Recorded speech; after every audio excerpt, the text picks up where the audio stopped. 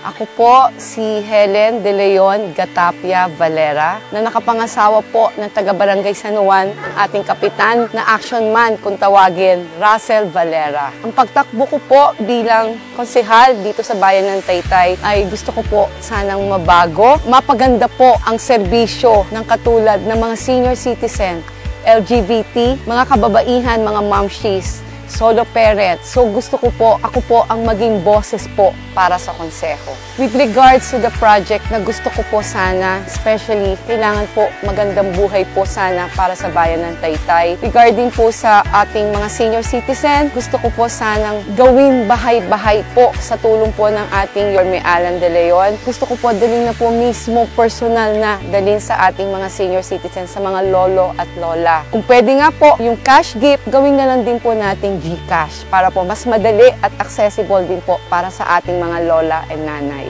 Bigyan na rin po ng cash gift ang PWD at ang solo parent po para po talagang ang aking objective po ay magandang buhay po palagi para sa bayan ng Taytay. So bilang mamshi po ako, kapitana po ako ng Barangay San Juan, dadalhin ko din po ang pagiging nanay mamshi para sa bayan ng Taytay. Gusto ko po ng pagmamahalan, pagkakaisa po. Yan po ang importante para din po sa pag-asenso. Isang pamilya tayo. Muli, ako po ang Mamshi Helen De Leon Gatapia Valera. Magandang buhay po para sa ating bayan ng Taytay.